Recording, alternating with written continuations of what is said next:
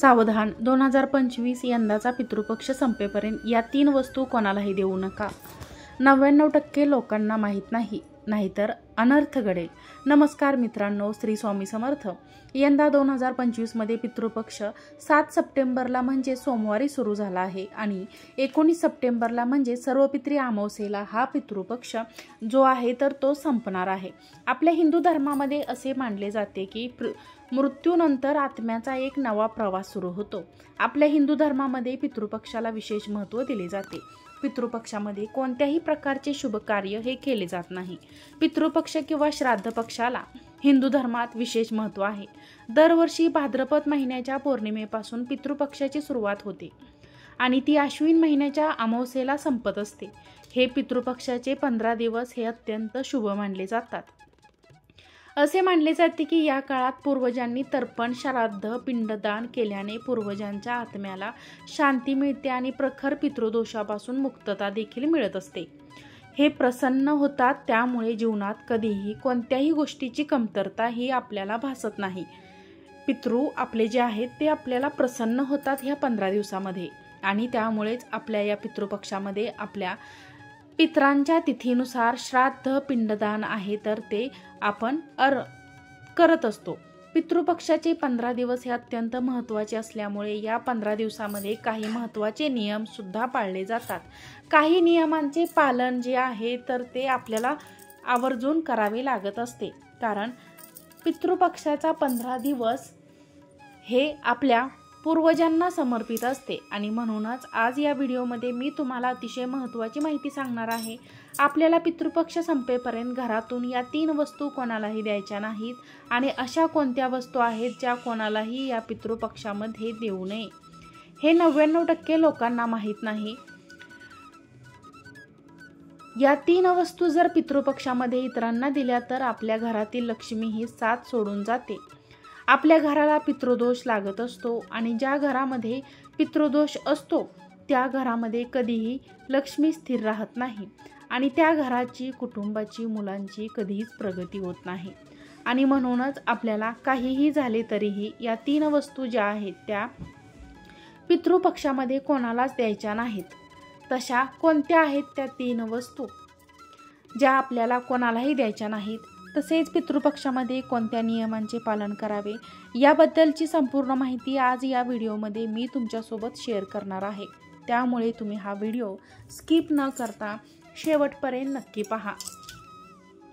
चॅनलवरती नवीन असाल तर चॅनलला सबस्क्राईब करा आणि असेच माहिती नवनवीन व्हिडिओज पाहण्यासाठी बेल आयकॉनलाही प्रेस करा, म्हणजे जेव्हा कधी मी नवीन व्हिडिओ अपलोड करेन त्याचं नोटिफिकेशन सर्वात अगोदर तुम्हाला मिळेल आणि तुम्ही एक पण व्हिडिओ मिस करणार नाही. तर पहा, आपल्या हिंदू धर्मामध्ये पूर्वजांना देवतांसारखे मानले जाते आणि म्हणूनच त्यांना आनंदी ठेवणे हे खूप महत्त्वाचे आहे. धार्मिक माहितीनुसार जर आपले पूर्वज आनंदी असतील तर जीवनात सुख, समृद्धी, संपत्ती येते आणि जर पूर्वज नाराज असतील तर त्या व्यक्तींचे जीवन हे अडचणींनी नेहमी भरलेले असते. त्या व्यक्तींच्या जीवनात सतत संकटे, अडचणी येत असतात आणि म्हणूनच पितृपक्षात दररोज तर्पण करावे. परंतु ज्यांचे पालक जिवंत आहेत त्यांना तर्पणाचा नियम हा अजिबात लागू होत नाही. त्यांचे पालक जिवंत आहेत त्यांनी दररोज सकाळी सूर्यदेवाला जल अर्पण करावे आणि त्यांच्या पूर्वजांचे आणि आवडत्या देवतांचे नामस्मरण करावे, ध्यान करावे. जर आई वडील हयात नसतील किंवा दोघांपैकी एक हयात नसेल म्हणजे जिवंत नसेल तर त्यांनी पितृपक्षात दररोज दक्षिणेकडे तोंड करून तर्पण द्यावे. तर्पण नेहमी पाण्यात दूध आणि तीळ मिसळून द्यायचे आहे. जे काळे तीळ असतात तर ते घालून तुम्हाला दक्षिणेकडे तोंड करून तर्पण द्यायचे आहे. या पितृपक्षामध्ये आपले पूर्वज जे असतात तर ते मृत्यू लोकांतून पृथ्वीवरती येत असतात आणि ते कोणत्याही रूपामध्ये आपल्याला आजूबाजूलाच आपले असतात. म्हणून या पितृपक्षामध्ये दररोज पहिली भाकरी जी आहे तर ती गाईला खाऊ घालावी. असे केल्याने देवी देवतांचा आशीर्वाद हा मिळत असतो. शास्त्रामध्ये असे म्हटले आहे की पितृपक्षात पूर्ण भक्तीने गाईला चारा किंवा चपाती खाऊ घातली तर श्राद्ध कर्माचे पूर्ण फळ प्राप्त होते. आणि पितृ जे आहेत तर ते संतुष्ट होऊन आपल्याला सुखी संसाराचे आशीर्वाद देत असतात. पितृपक्षामध्ये दररोज सकाळी आणि संध्याकाळी दक्षिणेकडे तोंड करून पूर्वजांच्या नावाने एक दिवा हा आवर्जून लावावा. कारण दक्षिण दिशा ही जी असते तर ती पूर्वजांची दिशा मानली जाते आणि आपले पूर्वज हे पितृपक्षात दक्षिण दिशेकडून पृथ्वीवरील त्यांच्या नातेवाईकांकडे येत असतात. ज्या दिवशी पूर्वजांचा श्राद्ध सोहळा केला जातो त्या दिवशी दक्षिणेकडे तोंड करून पूर्वजांना आवाहन केले जाते. पितृपक्षामध्ये माणूस हा आहार म्हणजे माणसांचा आहार, मद्यपान हे आवर्जून टाळावे. यज्ञ, अनुष्ठान किंवा इतर धार्मिक कार्य सुद्धा पितृपक्षामध्ये चुकूनही करू नये.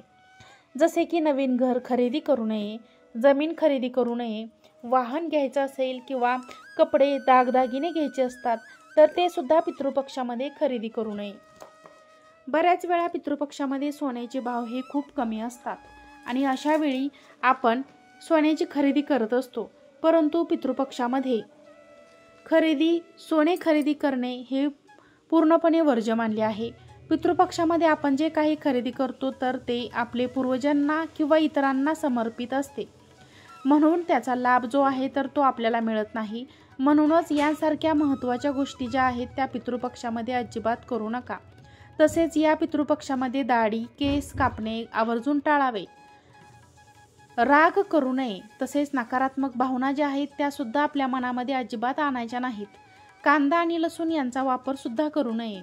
जर आपण पितृपक्षामध्ये कांदा आणि लसूण यांचं जर सेवन केले तर आपल्याला जो राग आहे तर तो राग आपला वाढत असतो. आपल्या रागावर नियंत्रण राहत नाही आणि आपल्या हातून काहीतरी चुका होत असतात. म्हणूनच असे म्हटले जाते की पितृपक्षामध्ये कांदा लसूण हा पूर्णपणे वर्ज्य ठेवावा. तसेच पितृपक्षामध्ये जर तुम्ही एखाद्या देवाला जायचे असेल किंवा तुम्ही विचार करत असाल म्हणजे देवस्थान जे आहे तर तिथे भेट देणे आवर्जून टाळावे. तसेच घराची दुरुस्ती करण्याचे काम सुद्धा पितृपक्षामध्ये करू नये. कारण पितृपक्षामध्ये आपले पूर्वज असतात तर ते कोणत्या रूपामध्ये आपल्या घरामध्ये येत असतात. मग त्या मुंगी असेल किंवा इतर कुठलेही किडे असतील त्या रूपामध्ये आपल्या घरामध्ये पितृ आपले येत असतात आणि जेव्हा आपण आपल्या घराचं काम करत असतो तेव्हा आपल्या हातून त्या मुंग्या किंवा इतर काही जीवजंतू जास्त ते मरण पावतात आणि म्हणूनच पितृपक्षामध्ये घराची दुरुस्ती करू नये असे म्हटले जाते. पितृ लोकांचा एक दिवस पृथ्वीवरील 1 वर्षाचा बरोबरीचा असतो. जिथे वेगवेगळ्या जगात काळाची गती वेगळी मानली जाते आणि शास्त्रानुसार पितृलोक हे असे स्थान मानले जाते जिथे मृत्यूनंतर काही काळ आत्मे राहतात. विशेष ज्या आत्म्यांना मोक्ष मिळू शकत नाही. या ग्रंथामध्ये केवळ फक्त पितृलोकांचे सुवर्ण केले नाही तर तिथे कालखंडाचा तपशील वर उल्लेख देखील केला गेला आहे. गरुड पुराण आणि शास्त्रानुसार देव, मानव आणि पूर्वजांसाठी काळाची गरज आहे. मानवाचे 360 दिवस हे देवांच्या एका दिवसासारखे आहेत आणि मानवाचे 30 दिवस हे पूर्वजांच्या एका दिवसासारखे असतात.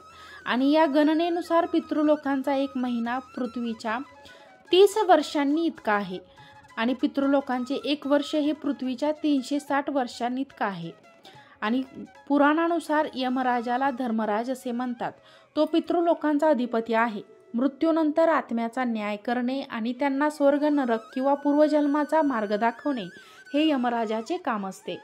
शास्त्रामध्ये असे म्हटले आहे की आत्मा पितृलोकांकडून पूर्वजन्मासाठी पृथ्वीवरती येत असतो आणि म्हणूनच जर आपण पूर्वजांसाठी प्राप्त दान किंवा काही धार्मिक विधी केले तर आपल्या पूर्वजांना पुनर्जन्म प्राप्त होतो. आपल्या पूर्वजांच्या आत्म्याला पूर्वजांच्या पक्षांमध्ये शुभकार्य, मुंडन, लग्न, गृहप्रवेश, नामकरण इत्यादी धार्मिक विधी सुद्धा करू नयेत. पितृपक्षाच्या काळात अशुभ गोष्टी आहेत तर त्या आवर्जून टाळाव्यात. या पितृपक्षांमध्ये काही लोक नवीन कपडे खरेदी करतात, परंतु या पितृपक्षामध्ये नवीन कपडे खरेदी करणे किंवा परिधान करणे अशुभ मानले जाते. तसेच पितृपक्षामध्ये चुकूनही पीठ धान्य आहे तर ते खरेदी करू नका. पितृपक्ष लागण्या अगोदरच तुम्हाला जे काही धान्य लागणार आहे ते दळून आणावे. परंतु पितृपक्षामध्ये पीठ किंवा धान्य आहे तर ते घरी करून आणू नका. ते आपल्या पितरांना समर्पित होत असते. त्याचबरोबर पितृपक्षामध्ये चुकूनही झाडू खरेदी करू नका. तर आपण झाडू खरेदी केला तर धनहानी होऊ शकते. आपल्या घरातील लक्ष्मी ही नष्ट होते. घरात गरिबी आणि दरिद्रता येत असते आणि म्हणूनच पितृपक्षामध्ये चुकूनही झाडूची खरेदी आहे तर ती करू नका. त्याचबरोबर पितृपक्षामध्ये चुकूनही मोहरीचे तेल जे आहे तर ते सुद्धा खरेदी करू नका. मोहरीचे तेल हे शनी ग्रहाचे प्रतीक मानले जाते आणि तर आपण पितृपक्षांमध्ये मोहरीचे तेल खरेदी केले तर शनीचा अशुभ प्रभाव जो आहे तर तो आपल्यावरती पडत असतो आणि यामुळे आपल्या घरात जीवनात कटकटी सुरू होऊ लागतात. तसेच पितृपक्षामध्ये शिळे अन्न खाऊ नये. शिळं अन्न खाऊ नये. या व्यतिरिक्त चणे, मसूर डाळ, साग, सातू, जिरे, मुळा, त्याचबरोबर काळे मीठ, काकडी, दूध, भोपळा यांचे सेवन देखील आवर्जून टाळावे. त्याचबरोबर पितृपक्षाची समाप्ती होईपर्यंत तुम्हाला तुमच्या घरातील या 3 वस्तू ज्या आहेत तर त्या अजिबात कोणाला द्यायच्या नाहीत. ती व्यक्ती तुमच्या कितीही जवळची असेल, अगदी नातेवाईक असेल, तरीसुद्धा या ज्या वस्तू मी तुम्हाला सांगणार आहे तर त्या तुम्हाला अजिबात कोणालाही द्यायच्या नाहीत. त्यामध्ये सर्वात पहिली वस्तू म्हणजे उसने पैसे. तर पितृपक्षामध्ये कधीही कोणाला उसने पैसे देऊ नका किंवा कोणाकडूनही उसने पैसे सुद्धा तुम्ही घ्यायचे नाहीत किंवा कर्ज देखील तुम्हाला पितृपक्षामध्ये घ्यायचं नाही. जर आपण पितृपक्षामध्ये पैशांची देवाणघेवाण केली, पैसे उसने दिले किंवा उसने घेतले तर आपल्या घरातील लक्ष्मी ही आपली साथ सोडून जाते. घरातून लक्ष्मी ही कायमची निघून जाते. धनहानी होत असते आणि आपल्याला आर्थिक समस्यांना सामोरे जावे लागते. म्हणूनच पितृपक्षामध्ये या पितृ पंधरवड्यामध्ये चुकूनही पैसे जे आहेत तर ते कोणालाही उधार देऊ नका. यानंतर तुमची वस्तू जी म्हणजे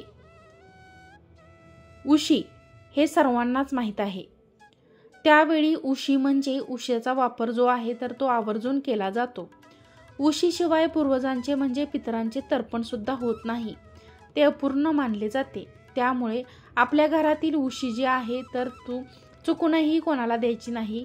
कोणाकडे नसेल तर काय होतं की एखादी व्यक्ती जास्त आपल्या शेजारची तर ते आपल्याकडे मागण्यासाठी येतात, पण चुकूनही आपल्या घरातील उशी आहे तर ती चुकूनही कोणाला देऊ नका. यानंतरची पुढची गोष्ट आहे ती म्हणजे तांदूळ. बघा, पितृपक्षामध्ये दान करणे सर्वश्रेष्ठ मानले जाते.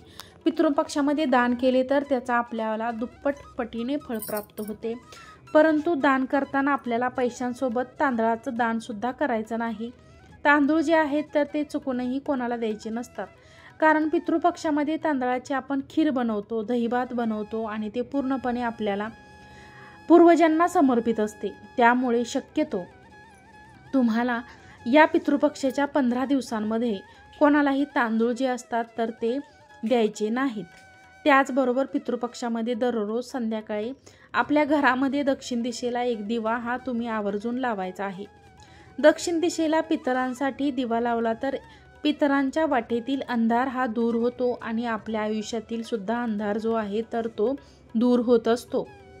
आपल्या आयुष्याचे काही संकट असतील, अडथळे असतील तर ते लगेचच दूर होतात. म्हणूनच पितृपक्षामध्ये दररोज संध्याकाळी दक्षिण दिशेला तोंड करून एक दिवा हा तुम्ही आवर्जून लावा. ज्या प्रकारे आपल्याला आपल्या आयुष्यामध्ये प्रकाशाची गरज असते तसेच पितरांना सुद्धा प्रकाशाची गरज ही असतेच. म्हणूनच त्या ठिकाणी दिवा हा लावला जातो. तर ही अत्यंत महत्त्वाची माहिती मला तुमच्यापर्यंत पोहोचवायची होती. आजचा व्हिडिओ तुम्हाला आवडला असेल तर व्हिडिओला एक लाईक नक्की करा. चॅनलवरती जर तुम्ही नवीन असाल तर चॅनलला सबस्क्राईब करा आणि हा व्हिडिओ आपल्या मित्रपरिवारासोबत जास्तीत जास्त शेअर करा. चला तर मग भेटू अशाच पुढच्या एका नवीन व्हिडिओसोबत. तोपर्यंत सर्वांना श्री स्वामी समर्थ. जय जय स्वामी समर्थ. आजचा व्हिडिओ पाहिल्याबद्दल तुम्हा सर्वांचे मनापासून खूप खूप धन्यवाद.